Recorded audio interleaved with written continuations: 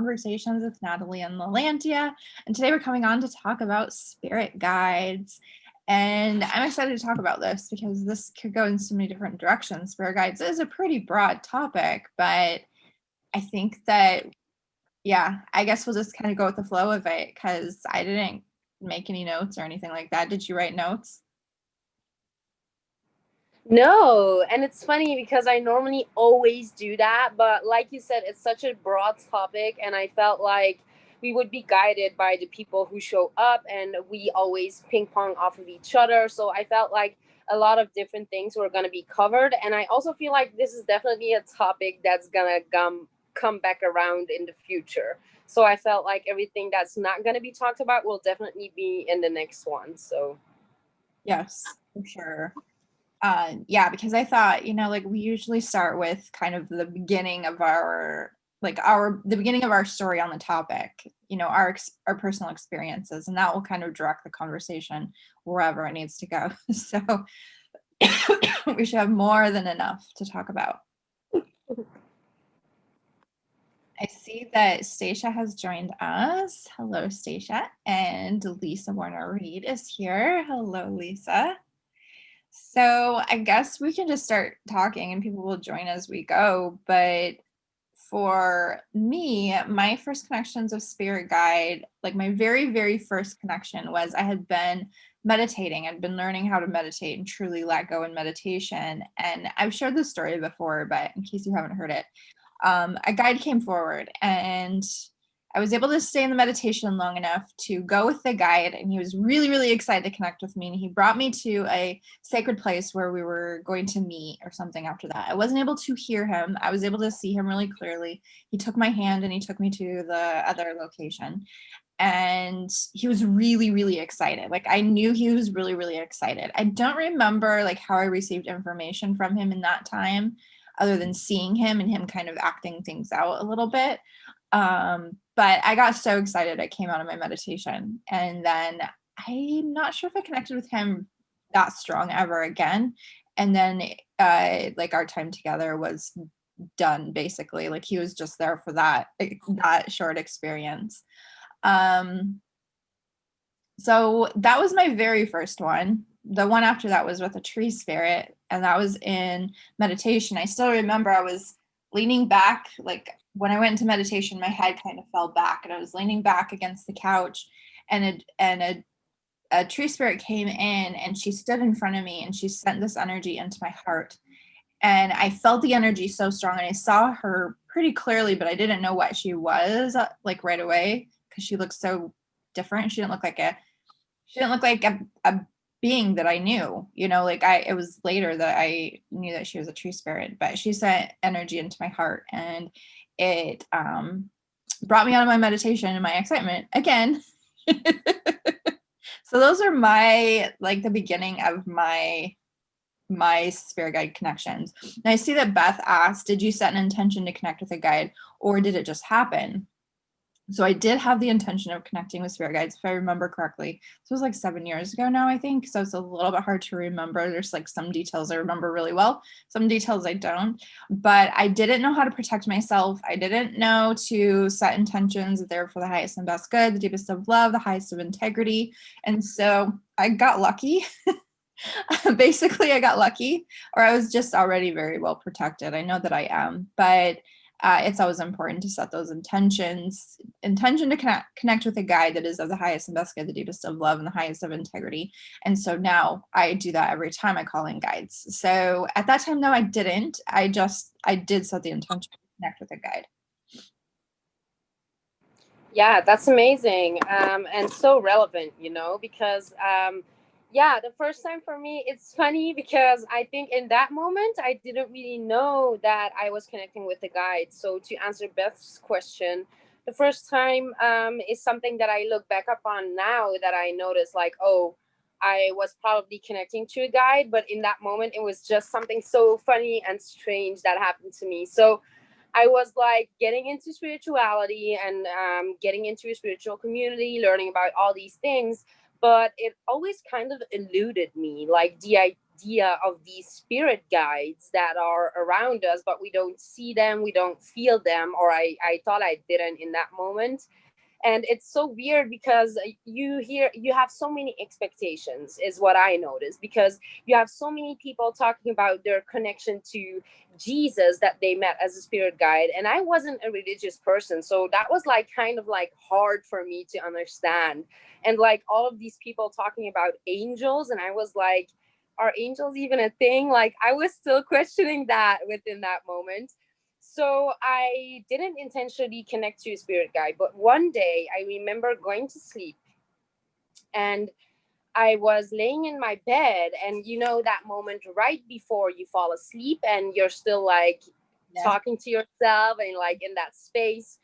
And all of a sudden this like clear picture of which I thought was my imagination at the time, but this clear picture of a lion came into my awareness. And it was so funny because he was talking to me, and what was really cool was that he was talking in a sort of like Jamaican accent, and I was like, I remember just like thinking to myself like, what is happening? Am I talking to myself in a Jamaican accent? Like, what is happening here? You know, like on a very subtle level, of course, because I was already half asleep. Yeah. And yeah, so this guy started talking to me, and I don't even remember really what we talked about, but I thought it was really funny. So I went on with that connection. And then the next day after, I told my friend like, look, this happened to me and it's so weird, you know. Looking back upon that now, of course it was probably a being that was coming forward for me, whether he was representing itself as a lion or it was a lion being. As I know now, many of my soul family from the stars are lion beings and come forward for me in that way. So it's funny when you look back upon that, because in that moment I was like, oh my God, why am I such a weird person? Like, what is going on? But then it also opened me up to all of these possibilities, you know? And I was thinking to myself, like, look, can I induce this? Like, can I do this in a way where I choose to connect with someone? So, as I told you guys in a previous video, I did a guided meditation where I met another one of my spirit guides, and again, this was a blue being. It was 10 times bigger than me, so it was really like impressive because I first met my grandma spirit, who has been passed since I was a child, so that felt very comfortable.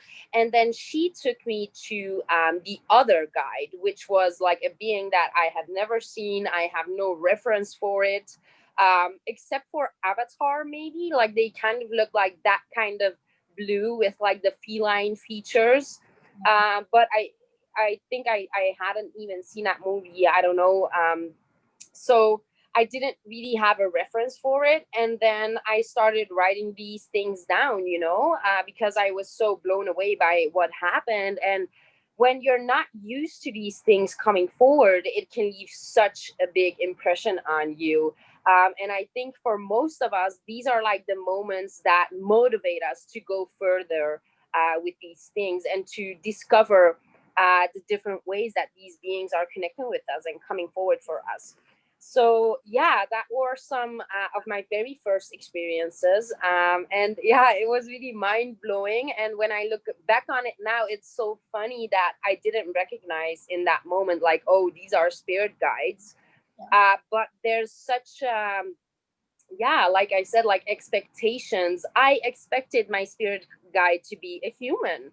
I expected someone who I knew from like history or like certain things, that I had knew, like Buddha or something, you know, something like that. And it didn't came forward for me in that way at all. It took me such a long while to discover that these beings coming forward were my spirit guides, just because they looked so different. I couldn't recognize it in the spiritual community that I was in at the time. So it was really hard for me to discern, like, this is not my imagination. These are beings that are coming forward. Yeah. Well, and a lot of times it does, like it is pretty subtle. Like it can be a very subtle experience. Like if you go into meditation, you can be in meditation. 'Cause excuse me, it's about that clearing your mind, right? I mean, we don't clear our mind completely, but we don't necessarily notice things that are there. Sometimes it's like they're so subtle, and it's like, well, wait a minute. There was a man that was standing there, or a being that was standing there, and maybe I should like pay attention to this being or see if there's something there that I need to look at. But for me, one thing that I would say is really important to remember is have the intention to connect with a guide, but not an attachment to it. So when I would go into meditation, every day learning to meditate, and I was very at that time I was very kind of attached to receiving some kind of information. So I wouldn't really let go. That meant that I didn't really meditate because I was trying too hard to connect to something outside of me.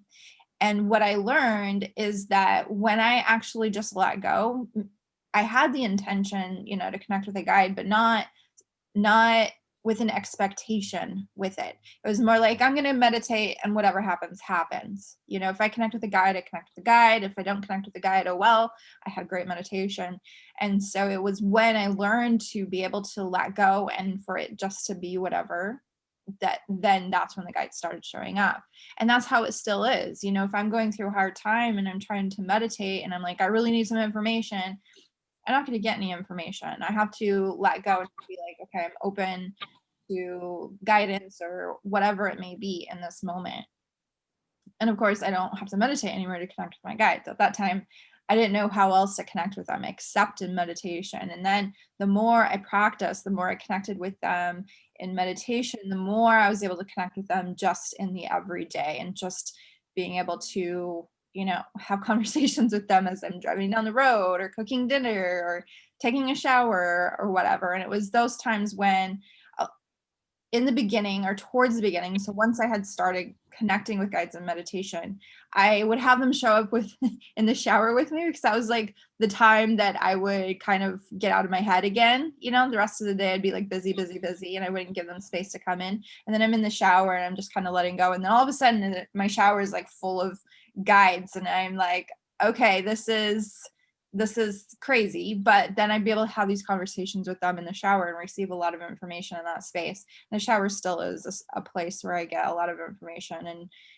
and just connection with them because I don't know, the water, I guess, helps with my letting go and just being.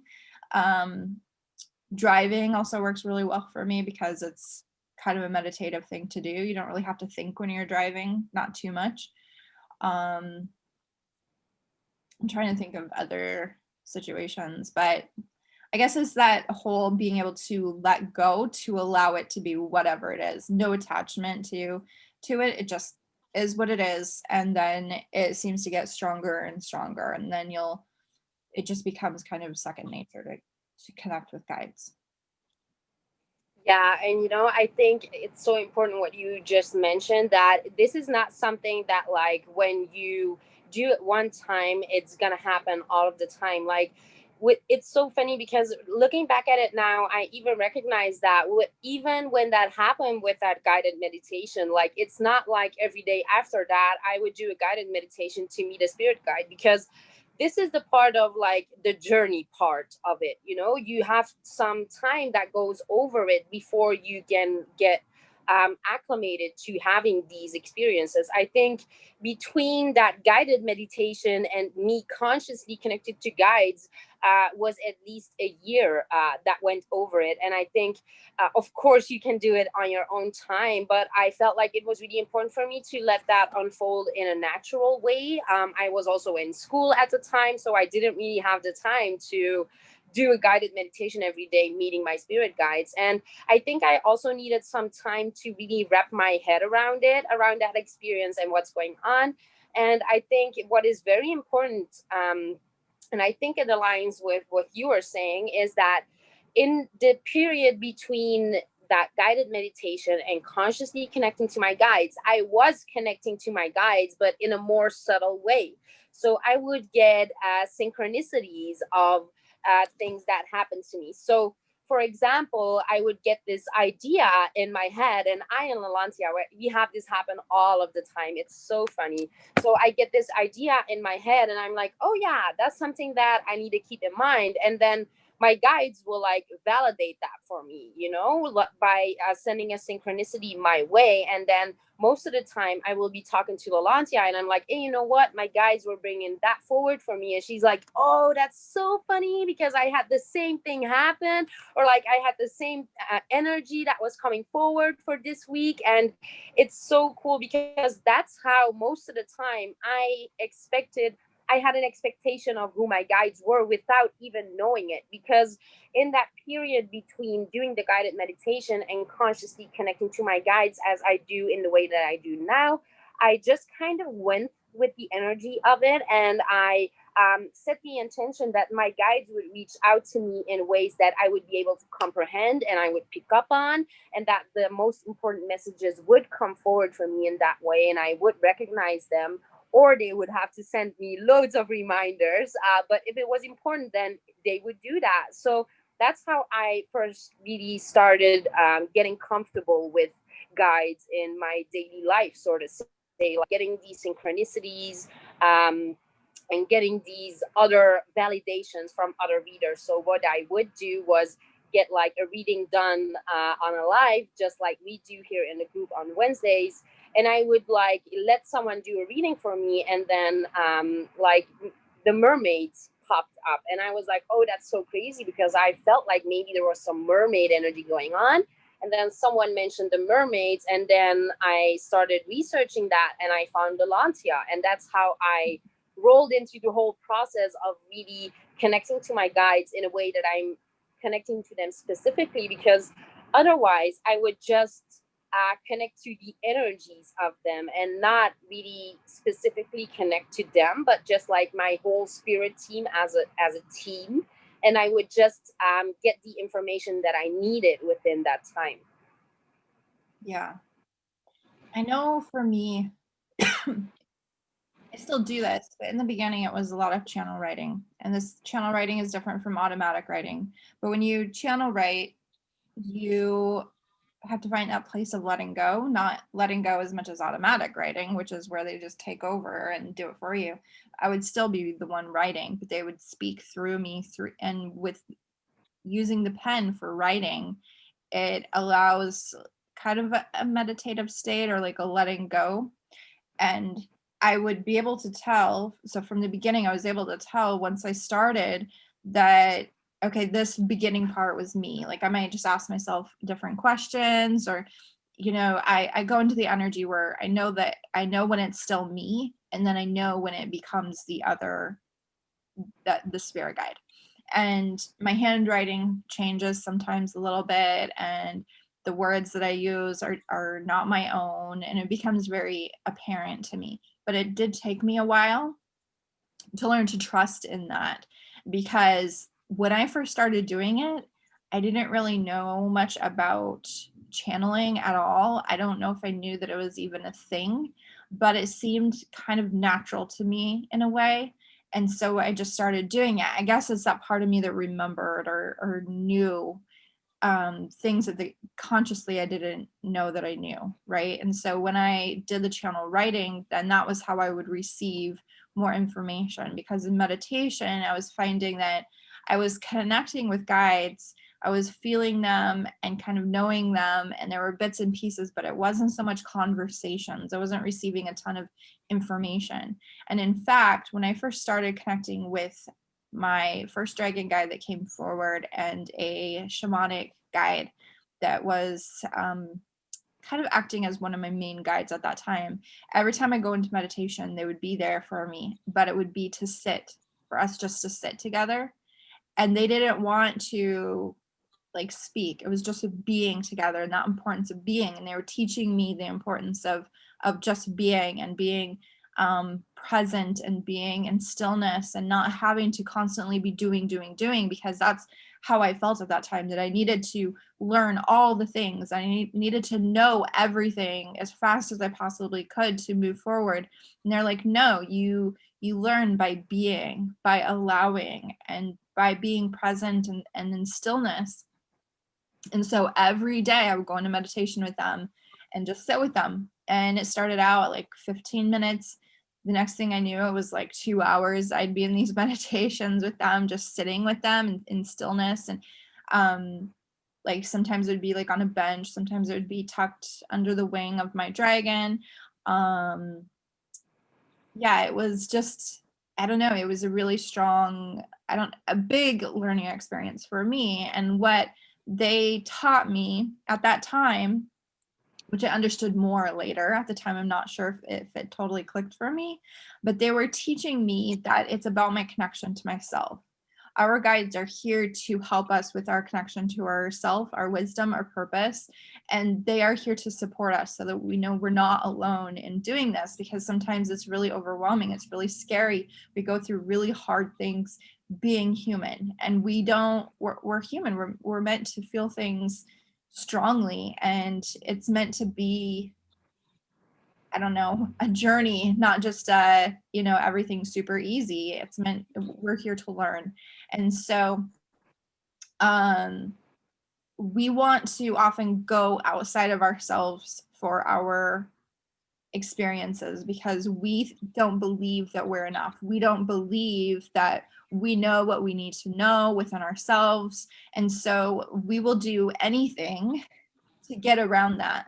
So people who maybe buy like loads and loads of courses but never actually do any of the classes, like that's like that, oh, I want to learn everything, but I'm afraid to actually really connect, so I went through that period, so there's no judgment here, where I bought lots of different classes and then excuse me, I never really did them all because I overwhelmed myself with things. But what I found to be the most powerful is when I had a mentor, but my connection was to myself. So I'd meet with my mentor an hour a week, but then it was learning to truly go into meditation, truly be honest with myself, journal, channel write, and be with me, because it's hard to sit with ourselves. But if we don't sit with ourselves, we don't know what is really in alignment with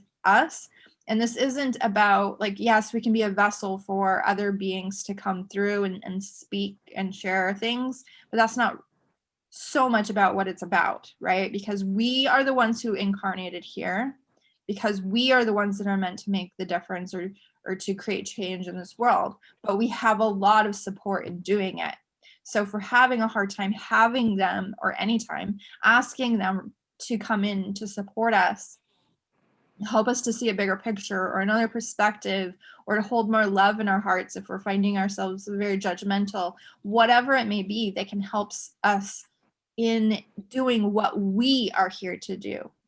And our guides are meant to be in alignment for our greater purpose, not us doing their purpose, right? So it's not like guides come in and they're like, oh, well, you need to do this and this and this and this and this. No, it's about us connecting to us and our purpose, and they help us in that energy. I love that. That's so true. Like, they are here to support us in that way, but they are not here to like chew it for us and just like give us all the answers. It's like a building and a discovering of ourselves and like building our character. So yeah, that's highly relevant, I would say. And I also think that when I first started out, so when I could like connect to the energies that were coming forward for me and the messages in the synchronistic ways that I was picking up on, I think I really learned to trust that whatever was meant to come forward for me was meant to come forward. And that is the way that I really learned to trust the information that was coming forward.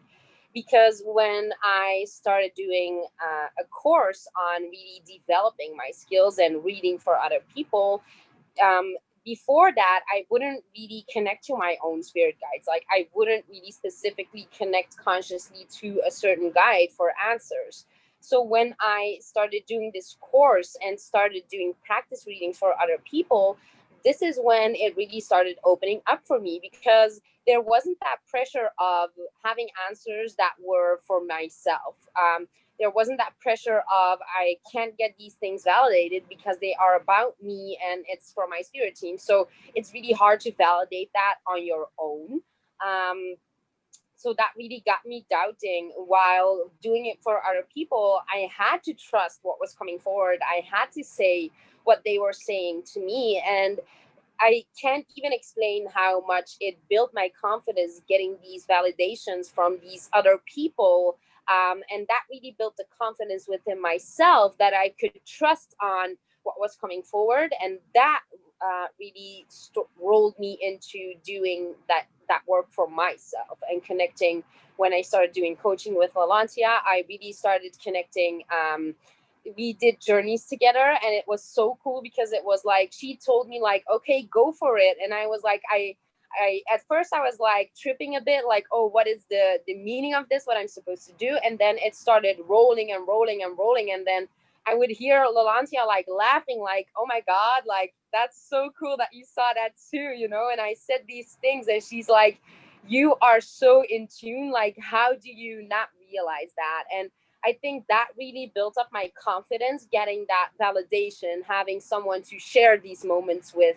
Um, so yeah, and then on the side of that, of course, aside from our meeting, I started connecting more to spirit guides that we had been meeting in our journeys together, and I would ask them for more information. So instead of doing the readings for other people and knowing which questions I had to ask, I could now use that for myself. And then when I started doing that, I got really confident in knowing the different types of energies that were coming forward, because then I started noticing, okay, is this a galactic being that's coming forward for me? Is this mediumship? Is this a passed on loved one that's coming forward for me? Is this a spirit animal that's coming forward for me? As I was learning to tune into these different frequencies, I would learn the different feelings that they brought up in me, or the different types of way that I would be connecting with them. Yeah. One thing that I always say is ask a lot of questions. So Nathalie can attest to this. We'd be on a journey and it'd be like, well, ask them this, ask them that. Because we forget that we can actually just ask the questions. And sometimes it's just in the asking, we instantly know. You know, the moment we ask the question, we know the answer to it. And sometimes it's waiting for a guide to tell us the answer, but sometimes it's just an instant knowing. But we wouldn't have had that instant knowing if we hadn't actually asked the question. So anytime I'm connecting with my guides in like a journey or in meditation or something, I always try to remember to ask questions. When something crosses my mind that I'm wondering about, well, ask.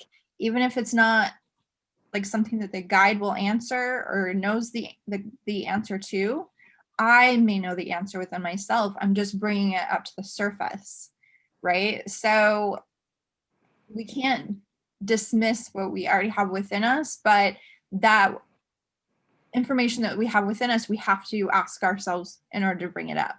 So, or just asking in general, you don't have to have an intention of like you're asking the guide or whatever. It can just be in general, what is the answer to this question? Whoever needs to answer it, myself, the guide, the universe, whatever.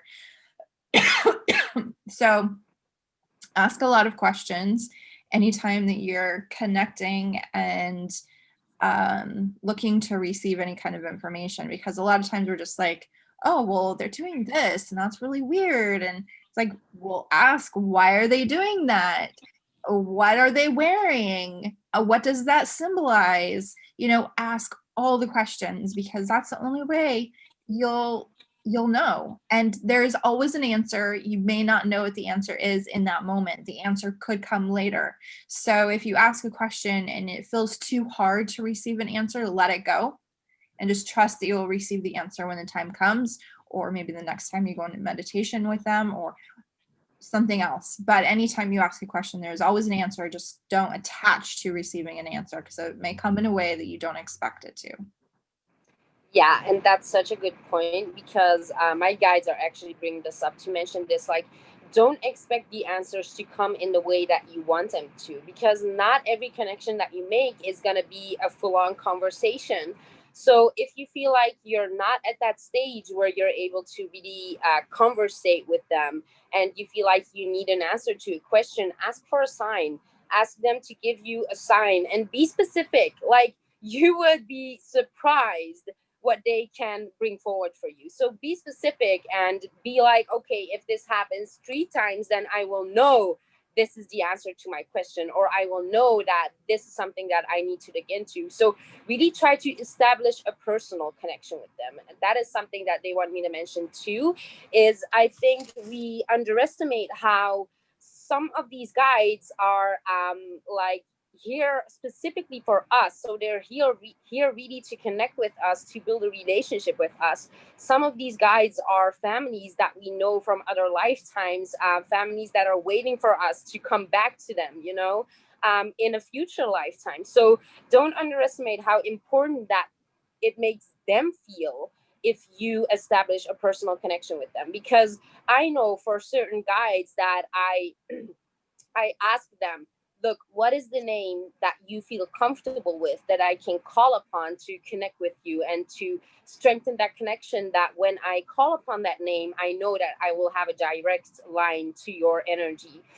For some spirit guides, I have a specific crystal that I know that if I take that crystal, I'm going to be connecting to them. For some guides, I even have like favorite songs that I know, like if I put this song on, I know that this guide is probably gonna come in for me. Like you said, like in the shower, I know certain guides because I will be showering in water. That certain guides will be coming forward for me easier because I'm connecting with them through water. Something you said about the car, like that is so funny because I know when I'm driving my car and I need to go somewhere and it's a pretty long road, I can always call upon my dad, because I have had so many times that I was driving my car and he just shows up in the seat next to me, that it's such a like ritual right now that when I get into the car, I already know to like shout out to my dad. I know that you're here, and I'm just like conversing with him. I also loved that you mentioned that, because I have that so many times, like in a day, where I'm like, I feel like I'm talking to myself, but I do that pretty often. And now I'm so aware that I'm like talking to my guides instead of myself. And it's so funny because I will like ping pong ideas off of them. So I will say, like, oh, maybe this and this is a connection. And I will not expect an answer. And I'm like, oh, maybe that and that is a connection. And then an hour later or 2 hours later, I'll be watching a show and it comes on the show, like that connection. And I'm like, laughing at them, like, oh, you guys, you wanted to give me that validation. And it can happen so quickly. Like, don't underestimate it, you guys. Yeah. Yeah, it can be very quick and it can be very subtle. I think this is an important thing to mention is the guide connection to the guide may be really subtle, but when you ask a question, the answer may be really subtle. You may not feel like you got the answer to the question, but later on it may click for you that, oh, you actually did get it. Or you'll be listening to a song in the radio and it'll come up again and it'll bring up something that had happened earlier. Or I remember this happened for me when I connected with my leprechaun guide a few years ago, and I was trying to get his name, and for some reason his way of communicating isn't necessarily like easy to understand, I guess. When he speaks, he kind of speaks in riddles, I guess that's how I would put it. Like he's a riddler. And so I wasn't really getting his name, and then he kept telling me something about this singer on the radio or something like that, and I was like, I don't know what you mean. And then I was in the car and I kept hearing an Ed Sheeran song, and I was like, oh, is your name Sharon? And he's like, no. Actually, it took a few days. I thought that his name was Sharon for a little while, and then it clicked together later on. It's Sheehan. But yeah, like that was the word in our world that he could connect to me or get me to connect to eventually get to that his name is Sheehan. So, I had to have patience and let it go though, and just let it come in however. So, but the Ed Sheeran song kept coming on. I don't even remember what it was, but it kept coming on. Like every time I get in the car, it was like, man, I can't get away from this song. There's something like really important for me to know here, but it wasn't about the song. It was about the person singing the song. So yeah, the information can come through in interesting ways. Another thing that I do when I lead journeys or meditations with connecting with a new guide is I have you ask them for a sign or a symbol when they are around you to let you be reminded that they are there. So let's say that they show you an apple in the meditation. So when you see an apple over and over and over when you're out in the world, that, oh, that's a sign from them. They are there for you, or they want you to connect with them, or something like that. So that kind of helps with building that connection with them. That is so funny because I was gonna mention that next. So that is so funny that you mentioned that. Yeah, and I think it's such a good thing because we often forget that we're building a bridge of connection here, and that sometimes it's hard for us to get a clear understanding of what they are trying to bring forward. So symbols is definitely something that I worked with a lot when I just started out. I also saw that Beth commented and she said, I had an alligator stroll by me once in meditation. The person guiding the meditation had us sitting on the beach. It freaked me out and I snapped out of the meditation because I'm terrified of alligators. He wasn't aggressive though, just walked by right in front of me. So that would be something that I would have definitely looked up when I got out of that meditation. That was the first thing that I would have done because it doesn't necessarily have to be a being that's an alligator that's coming forward, but they could also be showing you the symbol of that alligator and what it is representing for you. Definitely because you mentioned that it was just walking by and that it didn't really interact with you. So that would definitely look to me like, oh, this is something that I need to look up. This is a symbol for something. So I do this so many times. Like I even posted it this week in the Sorcerer Circle. Like I saw a falcon in my backyard and I just woke up and I was like, oh my God, how did I even notice this bird in my backyard? Because I'm such a woozy person when I just woke up. So it was like clear to me, like, oh, this is a sign. I need to look that up. And don't feel bad about looking things up because you have to know that there's nothing wrong with that. And you can look for a message, or you don't have to look like at 20 different explanations, but you can just go where you feel guided and then take what resonates with you, because it's not necessarily all of the message that's going to be for you, but there is going to be something there and you're going to know it when you see it probably. Yeah. Usually when you look it up, you see the part that's like, oh, this is what it is for me. She says I did, and I forgot exactly what it said, but something like slow and steady progress. We'll have to look it up again. Yeah. So I would say the important thing is anything that shows up in meditation, it has an importance to it. Don't attach to the importance of it in that moment. Take note of it, allow it to be what it is, and then afterwards you can investigate it more. But if I'm in meditation and an alligator strolled by, and it just strolled by and I didn't feel like an interaction was important, then I would just remember, okay, when I come out, I need to see what that means. Or later on, maybe connecting with the guide in the meditation, asking what that meant or what that was there for, or why the alligator had shown up. But yeah, everything has like a significance that you notice. And sometimes we almost don't notice things. Like it's so subtle and so fast that it just kind of, maybe it's later even that we were like, it's really weird. There was like this chariot in the sky. How did I not see that when I was in the meditation? And I had this happen. I had a dream about um there was a chariot in the sky and a guy driving the chariot, and I can't remember what was pulling the chariot. Maybe flying. I don't know. I think it was maybe Pegasus. Excuse me. But I woke up and I was like, this was so real. Like I was there, I was looking up, and and like I could see it all so clearly, and it turned out this was from past life on another planet. But in meditations, when something happens that may seem even super subtle, it there's something usually there.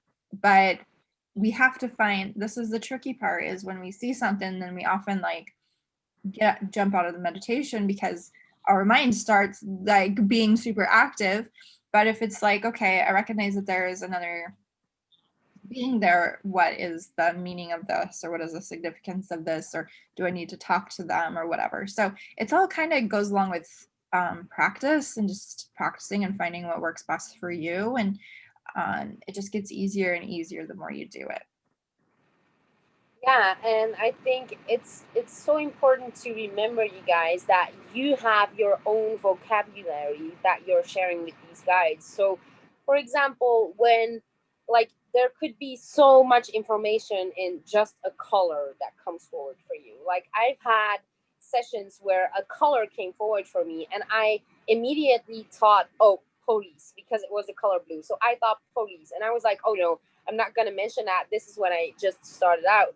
I was like, oh, I'm not going to mention that because I see the color blue and that's my own resonation thinking, oh, police. So I didn't mention that. And I told her, like, look, I'm seeing the color blue. And she was like, oh, that makes so much sense because my husband is actually a police officer. And I was like, why did I hold that back?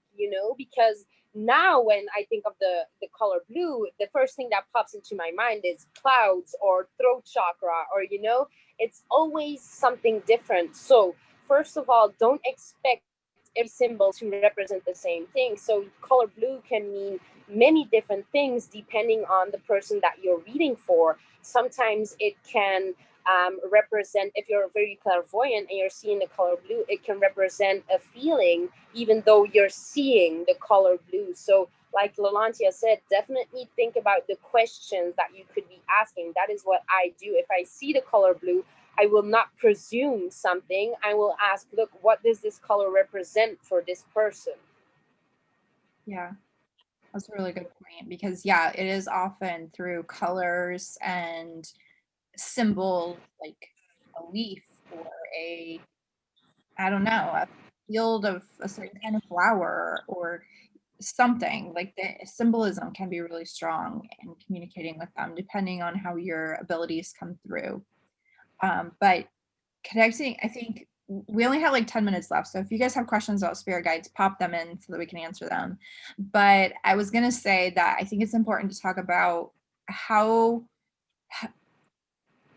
who are our spirit guides, because I think that there still is, for some people, they don't really know, and some people think they only have one spirit guide. And there's a lot of different information out there about how many guides we have, but I can say for myself and for those that I work with, we usually have hundreds, if not thousands, of guides in our lifetime, and we may not connect with all of them on a deep level, but some of them may show up for a very short time. Some of them are just like, for example, when I'm working with people, I connect them with their protector guide, and then a main guide, and a healer guide, and all of these guides. Well, we have a main guide that stays with us our whole life, but other than that guide, our guides usually switch out.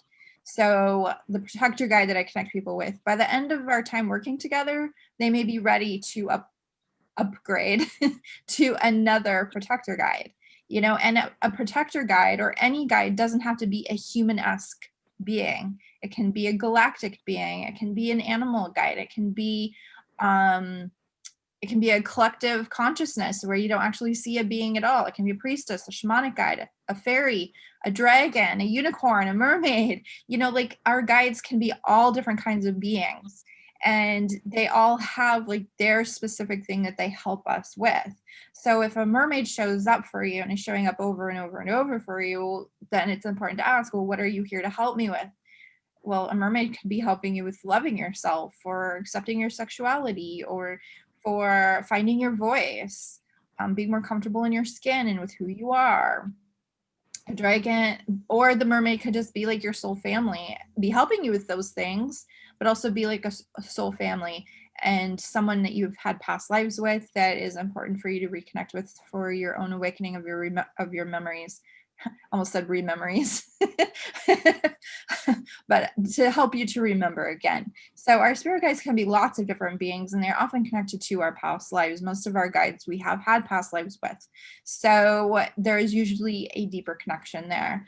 Sometimes there are guides that show up for a particular task that we are here to do. So I work with Einstein when I am working with the vortexes. Not so much anymore, but he was my teacher when it came to vortexes, but I don't have a scientific mind. So I wasn't his best student because I'm like, can't I just like do it? Like, do I have to know how it works? Like, just let me just do it. So he'll come in if I need him to, but he's not so present in my life now. It was more like in the beginning when I was learning how to work with the vortexes. I'm trying to think of another example. So I've had a client who is an artist. And so one of her guides was a famous artist that had been alive hundreds of years ago. And he was helping her, even though their art styles are very different, they were very, like he was helping her to tap into her like flow of creativity. So not necessarily to be an artist like he was, but to be an artist in her own way. Mother Teresa had come forward for me a few years back about having compassion and love without judgment. So she had come forward for me for a short period of time, and I'm sure if I needed her, she'd come forward again. Sometimes there are famous business people in the past that have passed away that will come forward as guides for some people, for helping them have a successful business and building their business to make, good money. So Steve Jobs is a guide for actually quite a few people that I happen to know. He has been a guide, but usually it's for a period of time, not necessarily like he's going to be around forever. He helps you get to learn certain particular things and expand from that space. So Steve Jobs is helping a lot of different people at this time in their businesses because he was apparently a very amazing businessman. I don't really know that much about him, but I see that Stacia has a question, so I guess we can read that. So she says, can you ask for these kind of helper guides, or do they just send you whoever will help with the situation? So usually they just show up, actually, when I think about it. I mean, there are certain ones that I'll go in and be like, okay, who's going to help with, this particular thing? But it's not, oh, hey, Steve Jobs, will you help this person in their business? No, it's not really like that. It's whoever shows up to help in that area. So I know for me, like I never imagined that Einstein would be my guide. That was pretty shocking. I never would have imagined that it would be Einstein. So, and there's a few other ones that have showed up for me that were famous people in the recent enough past that we know about them, or that were really, really famous. And they would come in for a certain period of time and help with whatever it was. And then I don't want to say like they've moved on, like they don't forget about you. They can come back if you really need them to, but a lot of times you can actually expand beyond the energy that they can provide. So we're moving beyond a lot of what was done in the past, but sometimes they help us to move beyond what has been done. So like for Steve Jobs, he's a recent, like he's someone that was recently alive. So he understands the business world today and not 500 years ago. So having a guide come in from 500 years ago that's to help with the business may not actually work that well, because the business 500 years ago is different from our business today. Einstein understood energy as far as vortexes and whatever, like he understood energy in a way differently than I do. And so he wanted to help me to understand energy a little bit different. It's just my mind doesn't really work scientifically. So it was kind of hard a little bit, and wrapping my mind around the things that he was trying to teach me. I'm trying to think of some other examples, but yeah, those are some of the bigger ones. Joan of Arc often comes in to help women in particular with being strong in who they are and living their purpose, like without like letting go of what other people think and stuff like that. So there's a lot of different famous people from history or even from our recent past that will come forward and help for certain things. It's so funny because I have never met a famous person. That's so funny. Like I was thinking like I want to meet a famous person. And it's so funny because you were talking about a business person and I was thinking like Steve Jobs and then you said it and I was like, "What? That's so crazy." But now that we're talking about it, I actually do remember that I was working with a lot of I was researching not too long ago, actually, a lot of Nikola Tesla's stuff. Tesla So, has and I had this whole conversation. Tesla has come up over and over and over in my yeah, yeah, and I was thinking like I never really consciously connected to him as a guide, but I can definitely see why I was like looking at his work and like trying to figure it out for myself. So I definitely feel like his commingling going on in that, and I haven't really thought about that until you said it right now. So that's really interesting. And that just goes to show that sometimes we connect with these guides in very unconscious ways, definitely if we don't really have the intention to connect with them consciously within that moment. And then I was also thinking like, oh, I've never met anyone famous, but then on the other hand, I wouldn't really know because I have met so many galactic beings, but I would never know if they're famous in the galaxy.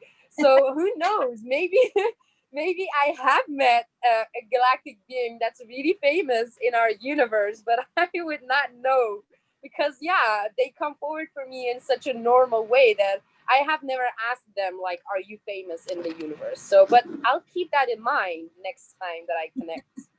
Well, I guess it doesn't really matter that much, but I think when it comes to people who we are familiar with from our history, it helps us to understand them a little bit more. So there was a famous rock star that had actually come forward. I worked with him for a while, and he was in a program that I ran around being authentic and letting go of what people think of you, because that was his journey, his experience. So he died quite a few years ago, but his journey was, being a gay man and coming out and um, being able to live authentically, because he was a very strange person. He wasn't attractive, so he wasn't like a lot of famous rock stars that are, people find super attractive, but he was like, people wanted to be his friend because he was famous. And that was pretty much it, like, people didn't necessarily, they had a hard time accepting him for him, and he had a hard time finding authentic connections with people. So he had to find a place of letting go, and I'm trying to explain it the way that he explained it to me, but it's been a little while since I ran that program, so it's hard to remember everything. But basically, he was here to help us in allowing ourselves to be fully authentic and express ourselves and let go of what anybody else thinks, because no matter what, there's going to be people who don't agree, and that's okay. Like, we just got to let that go. Yeah, that's so true. So I'm I don't I don't think there's any other questions, but I haven't scrolled to the top to see if anybody left something earlier. I see that Sharon is here. Hello, Sharon. Um, oh, I do want to read Stacia's other comment. So she says, "Thank you. I've always felt weird, like unworthy about asking for guidance, but I will definitely start asking." Yes, we definitely need to ask. That came up with someone I had a session with recently, and I reminded them that they need to remember to ask for help. And we, in general, as humans, we tend to forget that we can ask for help. And even myself, I'll maybe a few days and then I'm like, I have not really asked them to help me with this thing. I've just been um trying to figure it all out on my own and trying to make it on my own. And yeah, it's important to ask. That's such a human thing to do, like that we need to do it all on our own. And I think that's because like our society tells you that one day you're gonna be on your own and you'll have to do it on your own, and it's such a programmed state of mind within us. And just want to say to Stacia, like I totally relate to that feeling about like feeling unworthy for to ask about advice. But I'm 100% sure if your guides would be here and they could talk to you right now, they would say that they would never feel you unworthy of receiving this information because they are here for you. Like that is literally why they are here, to support you and bring you this when you need it. But it is you that needs to feel worthy about yourself to ask for it. Yes, exactly that. And we have to remember that one thing my guides remind me of often is I'm the one who incarnated here. And I'm the one that has to carry out particular tasks and to use my voice and to do the hard work, basically. I have to do the hard work because I am here in the physical world. I did choose this, but they chose to be my support because my task is so big and so hard, and same for you, all of you, that we need support in it. So they're here to support us, to help us see things in other perspective, to help bring ourselves back to balance, for all of these different things. They're here for that. So as long as we are doing our part the best that we can, they're here to do their part the best that they can. And so, but we have to ask because we have free will. So if we don't ask, then we don't get the help. And so it's really, really important to ask for help, even if you don't know what to ask for. And sometimes when we're in a really low place, we don't know what to ask for. We're just like, help me, please help me to see, please help me to understand. And just saying, help me, and putting it out there, you know that they are there supporting you. And I know for myself, sometimes it's just letting myself feel that support that they are offering me, just feeling them around me, in the circle around me, holding the space for me. And that can make all of the difference as I have to show up and do things that are so, so difficult to do. I love that. I felt that so deeply when you were saying that. Yeah, sometimes it's hard to remember that we are here to do some important things. We may judge that and think that what we have to do isn't that important, but it is. Even if it's not like what you may label as important, it is important. It is to be part of that change and be a part of bringing the new earth.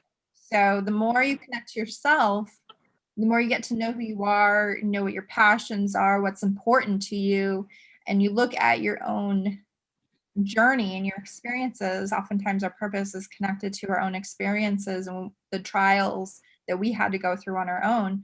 And we see, okay, this is how I can show up. This is what I can do.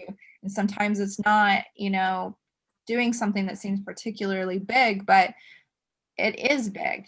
Helping one person through something may teach them something so valuable that they move forward in life helping other people with that particular thing. And there you go. You just impacted, in the end, it could have been thousands and thousands of lives because the people that they talk to and share this truth with, and they share it. And the next thing you know, like there's people all over the world that have been impacted by those words that you shared with one person. Yeah, and I think that's the point. That's the point of all of it. Yes, exactly. And Sharon says, I keep wondering why I chose this. So I think that we all feel that at times. It's like, why would I choose this? Why would I do that? And it seems almost impossible to believe at times. But as long as we can connect to and remember that bigger picture of the earth and finding that place of balance again and doing that work within ourselves, then we know that we're doing something. We are doing something to be a part of the change on earth because we are all a part of the collective. So if I always kind of put it this way, if you feel like you don't know what to do, find one simple thing to do. Maybe that one thing is going out and picking up trash off the ground. Somebody needs to do it. It definitely needs to be done. We all should be doing it to some degree, but that one thing can lead to something else. Maybe when you're picking up trash, you meet somebody or you, I don't know, feel inspired to help the earth in another way, or you feel inspired to make a fairy garden and that leads you to something else. You never know what it will lead you to. Yeah, and that's the magic of it. Yeah, that is the magic of it. We just got to have that trust. Keep having the trust. All right. So that is it for today. We've been on for over an hour. So I guess it's time to say goodbye. Thank you so much for joining us. As always, we are on Monday mornings at 11 a.m. Pacific Standard Time for the energy expansion readings. That's the weekly reading that we have the card piles. So you pick your pile, we channel, we share the messages, and then we channel for people individually on Wednesdays at 9 a.m. Pacific time. And then, of course, our regular time on Fridays for our conversations at 10 a.m. Pacific time. So awesome. We will see you guys again soon. Bye. Hi, guys.